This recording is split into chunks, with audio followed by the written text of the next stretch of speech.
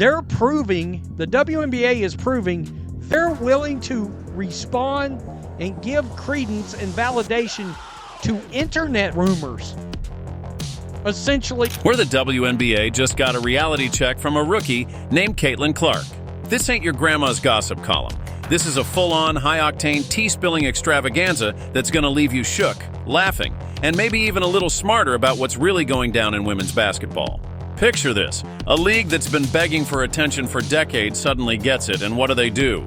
Panic like it's a Black Friday sale, and they forgot how to work the register. Nobody else in the WNBA has ever done anything like Caitlin Clark is doing. We should be investigating the fact that Caitlin Clark's 4 threes in that game were more exciting than, like, if you go to 2022. Let's unpack this madness, roast the haters, and shine a spotlight on the one woman who's got the WNBA clutching its pearls. Ready? Let's go. All right, let's set the scene. The WNBA, for years, has been like that kid in school who's desperate for you to notice their new sneakers but can't quite figure out how to make it happen. They've been out here grinding, hustling, dropping grainy highlight reels on Twitter like it's 2008, praying someone, anyone, will care. Enter Caitlin Clark, a 22-year-old sharpshooting supernova from Iowa, who didn't just walk onto the court. She kicked the door down with a basketball in one hand and a flamethrower in the other. Her debut game? Not just a game, fam, it was a cultural earthquake. We're talking 7 million viewers tuning in to watch her Indiana Fever squad, numbers that made ESPN servers sweat like they were running a marathon in flip-flops. And check out the top 10 plays of the WNBA season. Her 4 threes in that game were more exciting than those 10 plays. Literally.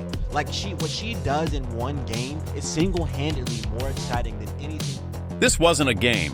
It was a defibrillator shock to a league that's been flatlining for way too long. Now let's talk about what Caitlin's doing out there, because this woman is playing basketball like she's got a personal vendetta against the rim.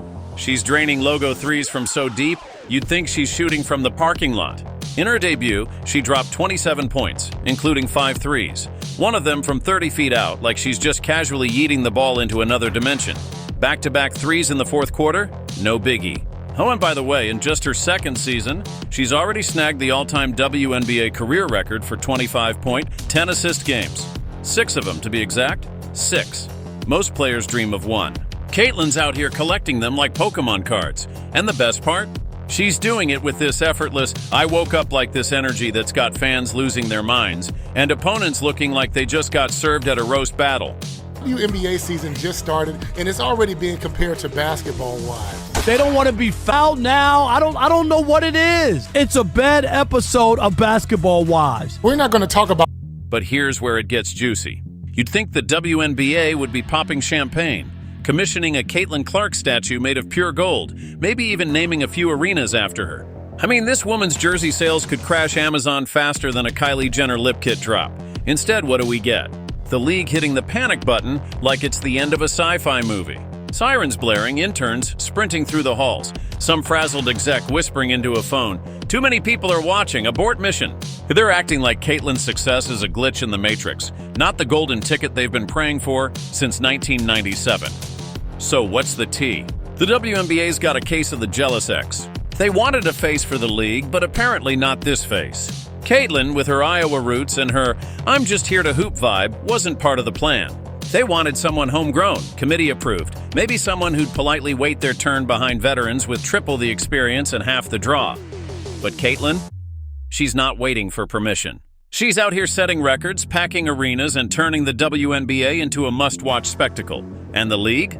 They're out here acting like they're allergic to success. Let's break it down with a quick analogy, because I know y'all love when I make it relatable. Caitlin Clark going absolutely bananas. We're talking about a fake hard foul. Clark in the aftermath. Everyone in the arena had to know this foul. That was a regular foul. These games are sold out because of Caitlin's threes, not because of Bad Girls Club. The WNBA is like that restaurant that's been open for 27 years, serving the same soggy fries and wondering why nobody's showing up.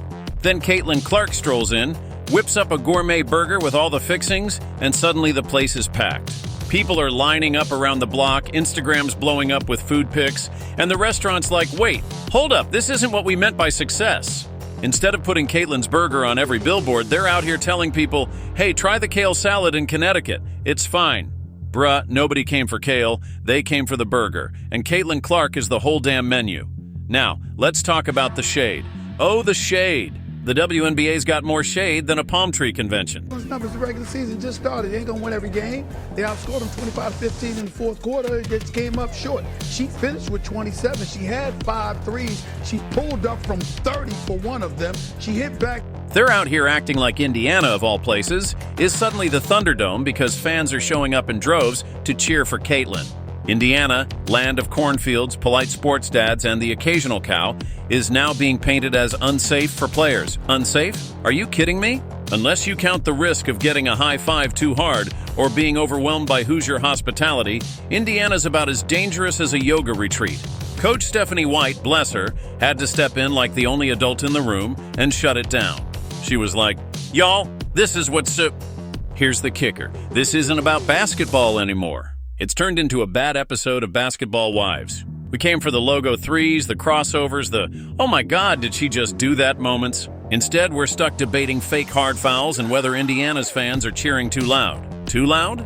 Y'all spent 27 years begging for fans to show up, and now you're mad because they're bringing too much energy? That's like telling Beyoncé her concerts are too lit. The nerve. Let's talk numbers because the stats don't lie, even if the WNBA's PR team wishes they did.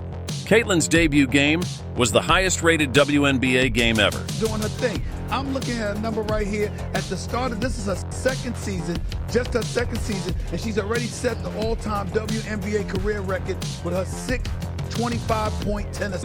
Not just a little spike, but a full-on ratings meteor. Stadiums are packed, merch is flying off the shelves, and social media is melting down faster than a popsicle in a microwave. TikTok, Twitter, SportsCenter, late-night shows, Caitlin's everywhere. She's not just a player, she's a cultural shift. She's on cereal boxes, trending hashtags, probably inspiring a Netflix docuseries as we speak. And the WNBA's response, hey, maybe check out the Connecticut Sun, they've got candles. Candles? Y'all, I can't make this up, but here's where it gets really wild. The league's not just throwing shade, they're throwing entire forests. They're out here acting like Caitlin's success is a problem, like she's stealing the spotlight from players who've been in the league longer. Newsflash, she's not stealing anything. She is the spotlight. She didn't cut the line, she built a whole new one. While other teams are playing to empty seats in arenas that look like haunted warehouses, Caitlin's got Indiana looking like the Super Bowl. And the league's response is to question if the fans are too passionate, too loyal, too loud. Y'all, that's not a problem, that's the dream. That's what you've been begging for since the dial-up internet days. And let's not forget the haters. Oh, the haters are working overtime. You've got anonymous Twitter trolls trying to spin this into some kind of morality play, accusing Caitlin's fans of being problematic or hiding behind her success. When she got fouled by Caitlin Clark, even though Angel Reese caused the first foul. You see, after Angel Reese fouled Shotty trying to get the ball, but Shotty ain't getting mad, the minute Caitlin Clark... Bro, what? People are buying her jerseys by the truckload, not because they're out here writing manifestos, but because she's playing basketball like it's a Marvel movie. She's not out here stirring drama or dropping cryptic Instagram stories. She's just hooping.